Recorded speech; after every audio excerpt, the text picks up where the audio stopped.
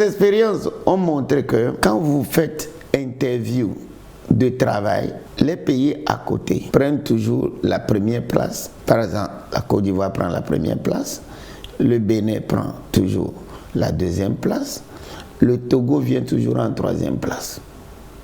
Mais quand vous allez sur le lieu de travail, le Togo vient en première place. Je suis consultant en ressources humaines, c'est un débat entre moi et les confrères un jour.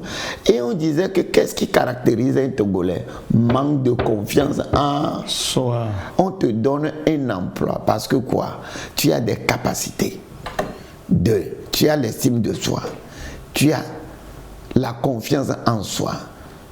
Et tu es capable de dire clairement ce que tu apportes de nouveau à l'entreprise. Avec une sérieuxité hors pair. Vous allez voir qu'à toutes les interviews, en matière d'emploi, vous allez toujours les remporter.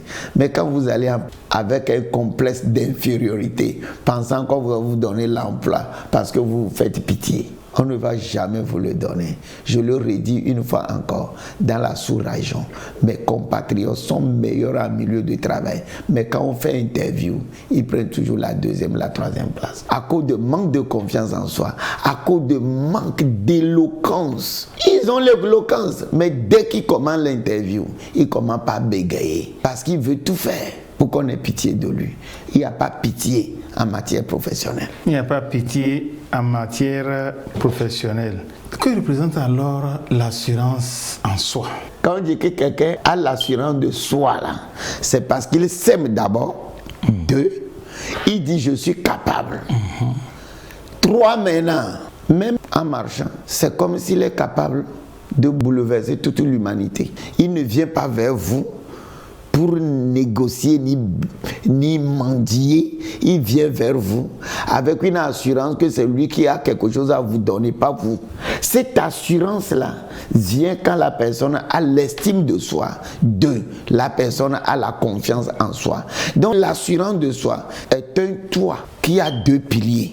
Le premier pilier, c'est l'estime de soi. Le deuxième pilier, c'est la confiance en soi. Les deux étant, le toit est soutenu.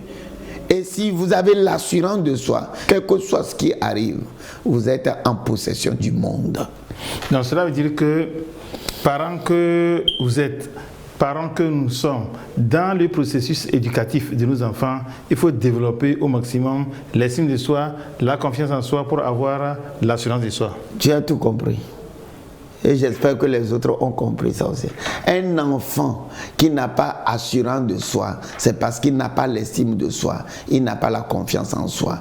Et ce qui est important, je le répète, l'estime de soi, j'aime ce que j'ai. La confiance en soi, je peux faire tout avec ce que j'ai. Et l'assurance de soi dit, j'ai quelque chose en moi que je peux vous donner. Je n'ai pas besoin que je sois toujours élève, étudiant. Toute votre vie, c'est vous qui apprenez des autres. On vous fait découvrir que vous n'avez rien à donner. Et les gens vont en retraite frustrés comme ça dans la vie. Dès que je vais quelque part et les gens veulent me voir avec un complexe de supériorité, je me retire de là. Parce que le peu de confiance en moi, le peu d'esprit de soi, c'est qu'ils veulent voler ça. Et pour rendre quelqu'un courir toujours derrière les gens, qu'est-ce qu'on lui fait? On tue son estime de soi. On tue sa confiance en soi. Et vous allez le voir toujours courir derrière les gens, courir derrière les gens. Voilà, l'explication est bienvenue. Voilà. C'est la question que je voulais savoir.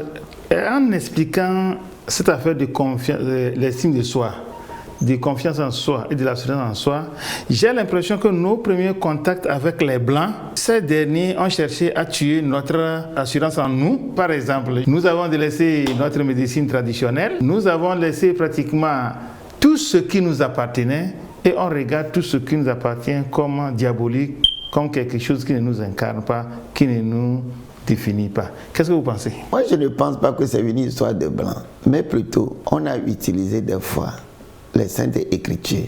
Je prends toujours des versets que le Coran, que la Torah, que la Bible partagent ensemble. Job a dit quelque chose, quand j'ai lu ça, j'étais choqué. Il dit, j'ai vu ce que vous avez vu. J'ai écouté ce que vous avez écouté. Je connais ce que vous connaissez. Pour cela, je ne suis pas inférieur à vous. C'est Job qui parlait à ses amis comme ça. J'ai dit, mais ça explique tout dans la vie. Je l'amène en ressources humaines. Quand les gens ont la possibilité de manipuler ce que tu vois, ils manipulent ce que tu écoutes, ils manipulent ce que tu connais. Qu'est-ce qu'ils te font? Ils te rendent inférieur à eux. Tout ce qui est africain, on dit que c'est mauvais. Tout ce que nous avons, c'est mauvais. Donc nous sommes victimes de ce que nous avons appris, de ce qu'on nous a fait connaître, de ce que nous voyons. Et ça nous détruit. Aujourd'hui, nous n'aimons pas ce que nous avons. Comment est-ce qu'on peut consommer ce qu'on a? Nous voudrons travailler à l'ONU. Qu'on dit ton enfant au PNUD, ton enfant à la Banque mondiale. Tout le monde lève la tête pour le voir 2 fois. Mais quand on a dit que ton enfant a son entreprise à Lomé, tout le monde baisse la tête. Donc ces valeurs-là, ONU, PNUD, Banque mondiale, Banque KKKKK, c'est là-bas où il y a l'argent. C'est comme si vous allez au village et vous dites aux vieux, je travaille. Ils vous demandent où est-ce que vous travaillez. Vous dites que, par exemple, entreprise Mawena. Il dit ça là, c'est encore où? Tu dis entreprise Mawena là. Il dit que c'est où? Où à Lomé? Donc toi, tu n'as pas trouvé du travail au port. Tu n'as pas trouvé du travail à Sonacom. Tu n'as pas trouvé du travail à Ranco. Tu n'as pas trouvé du travail à la TVT. Qu'est-ce que tu amènes là? Il suppose que tu ne travailles pas. Quelqu'un qui a une mentalité préconçue de la sorte, comment est-ce que tu peux lui dire de se prendre en charge? Donc le travail est beaucoup plus quoi? Psychologique que économique. Est-ce qu'il est encore possible à quelqu'un qui va d'échec en échec, un jour s'arrêter et dire je vais développer ma confiance en soi? Si aujourd'hui même vous écoutez cette émission, si vous n'êtes pas convaincu, vous prenez attache avec moi ou bien un autre consultant. Je vous assure que vous pouvez vous rebooster. C'est-à-dire, on va déprogrammer votre ordinateur, votre subconscient, votre mentalité. On va déprogrammer cela et reprogrammer cela jusqu'à ce que vous deveniez un lion. Ce n'est pas une question de talent, ce n'est pas une question de savoir-faire, c'est une question de mentalité. Ce qu'on a mis dans la tête de l'individu là, c'est ça qui le rend fou. Aujourd'hui, on a besoin de l'argent, bien sûr. On doit jouer à avoir de l'argent pour notre pérennité. Mais l'argent seul ne suffit pas. Le talent seul ne suffit pas. La confiance de la personne. Et pour aller plus loin, l'estime de soi, la confiance en soi et qui donne l'assurance de soi. Donc, à vous entendre parler, ouais, on a l'impression que vous voulez nous dire qu'il y a des gens qui devraient donner le meilleur d'eux-mêmes, qui pouvaient faire plus que ce qu'ils ont fait s'ils avaient vraiment fait exprimer leur assurance en soi. Oui. Je connais des gens qui démissionnent dans les services parce qu'ils ont assurance de soi, mais on veut les faire vivre dans un complexe d'infériorité. Merci beaucoup pour ces explications. Est-ce qu'il y a des éléments aussi qui peuvent freiner la confiance en soi? La coutume, les filles. Prenons les filles, nos filles. Aujourd'hui, par la grâce de Dieu, une femme Premier ministre, une femme présidente de l'Assemblée nationale, ça je dis bravo. Mais ces filles-là, qu'est-ce qu'on leur a dit dans l'ambiance? Tu n'es que fille, tu n'es que femme. Ta place est dans la cuisine. Dans le Coran, où est-ce qu'on a écrit que la place de la femme dans la cuisine? Les statistiques montrent que les meilleurs cuisiniers dans le monde, c'est les hommes, pas les femmes. Mais l'homme a tout fait pour donner une prédisposition mentale à une femme que ta place est dans la cuisine et de procréer. C'est avec cette mentalité qu'une fille grandit. Et cette fille-là quitte la maison, il va à l'église, on dit la même chose. Cette femme-là va à la mosquée, on appuie cela. Mais est-ce que tout le monde respecte ça maintenant? Il y a beaucoup de musulmans qui boostent le mental de leur fille. Tu peux réussir. Un jour, j'étais parti dans une clinique. C'est une musulmane avec voile sur la tête qui m'a consulté. Et j'étais très content. Il y a 20 ans de cela, est-ce que c'est possible? À cause de quoi? Tu nais et puis on fait tout pour que quoi? Tu perds l'estime de soi. tu perds la confiance en soi. Un jour, en littérature américaine, 4e année, le professeur nous dit, dans un cours de féminisme, on peut parler de professeur Nouboupa, il dit quoi? Il dit, regardez comment on façonne un individu à être une femme africaine qui ne veut rien faire. Dès que vous commencez par grandir, supposons que papa est parti en voyage, tu as 2 grandes sœurs devant toi, et toi tu es un garçon mais qui vient en 3e position. On dit que chaque fois que maman veut préparer, maman va dire, toi le 3e garçon là, viens.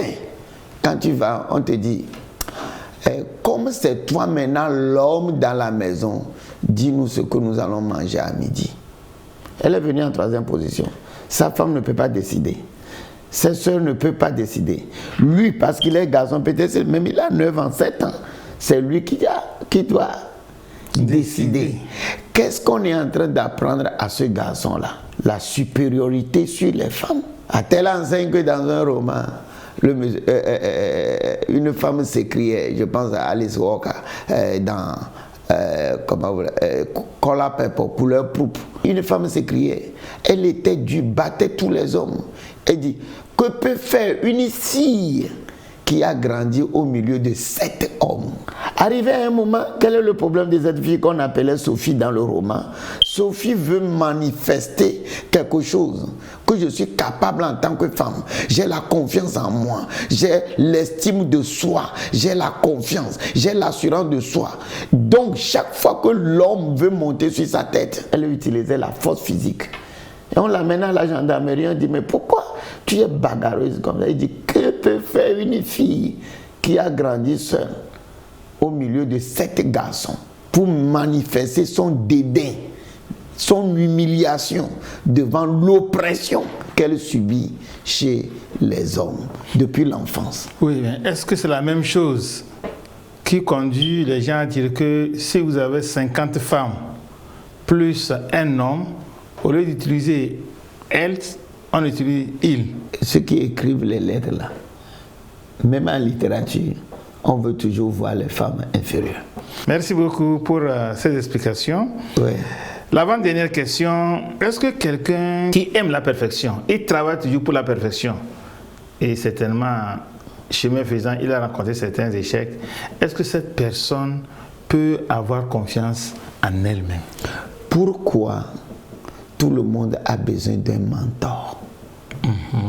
Une personne référence qui soit capable de t'aider en milieu ou bien de t'aider quand tu as des problèmes. Des fois, que tu le veux ou pas, il y a des facteurs qui t'arrivent ou bien des choses qui t'arrivent et tu es complètement démoralisé. La vie peut te donner des coups durs. Par exemple, la mort d'un être cher, la mort de ton épouse ou bien la mort de ton époux, la mort dans ta maison, le licenciement dans un travail que tu passionnes. Quand ces choses t'arrivent, tu es bouleversé. Tu as mis toute ta vie dans une entreprise. 20 ans après, on dit que l'entreprise est en faillite et ça doit passer en liquidation. Est-ce que tu peux encore avoir la force de recommencer? Il y a des gens qui vont au suicide. Quand ça t'arrive, première question, qui sont autour de cette personne-là? Quand la personne est émotionnellement bas, elle a perdu l'être cher, ça peut être divorce aussi. Il faut que d'autres personnes sentimentales dans ce domaine-là puissent l'aider. Si c'est dans le domaine économique, il faut que d'autres hommes d'affaires puissent l'aider. Mais si nous sommes dans un pays où la chute de l'autre donne la joie à l'autre personne, donc je leur dirais d'avoir une mentalité asiatique, de s'entraider et de se relever. Si c'est dans un domaine, nous sommes dans un pays pastoral, ecclésiastique, quand un malheur arrive dans une église, là les autres applaudissent. parce que leurs membres vont quitter pour venir chez moi. Ce n'est pas ça. Demain, ça sera ton tour.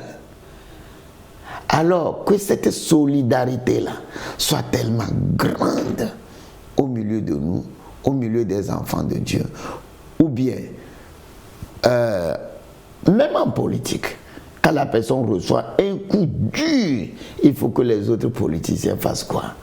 L'aident, le soutiennent. Et maintenant, nous les pasteurs, nous les imams, nous nous mettons au-dessus de tout. On peut donner des conseils, mais on ne peut pas aider plus que les gens, les mentors de ton domaine. Si c'est dans le domaine des médias, il faut que d'autres personnes de médias soient plus proches au moment des difficultés, des problèmes. Vous allez voir que vous pouvez vous relever facilement. Vous relevez facilement.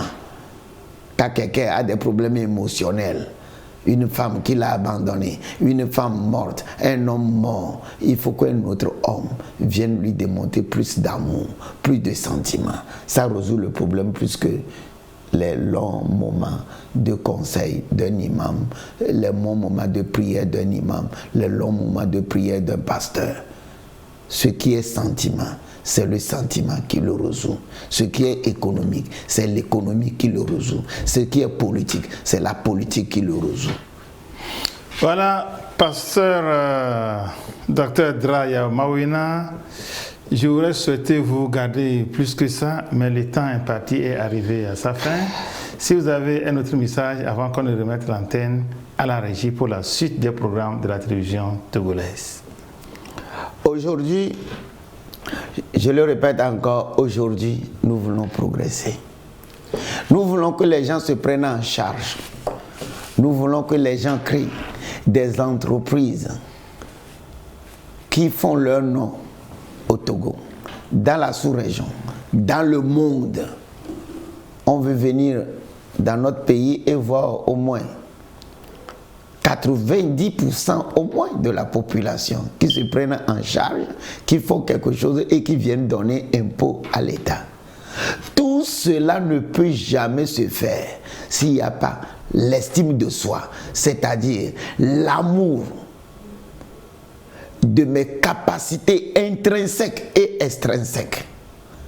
Cela ne peut jamais se faire s'il n'y a pas confiance en soi, c'est-à-dire cette capacité, ce sentiment qui me fait dire que je suis capable d'aller de l'avant, je suis capable de réussir, je suis capable de faire ce que personne n'a jamais fait dans ma famille, personne n'a jamais fait au Togo, personne n'a jamais fait en Afrique. Cette notion de capacité-là, on l'appelle la confiance en soi.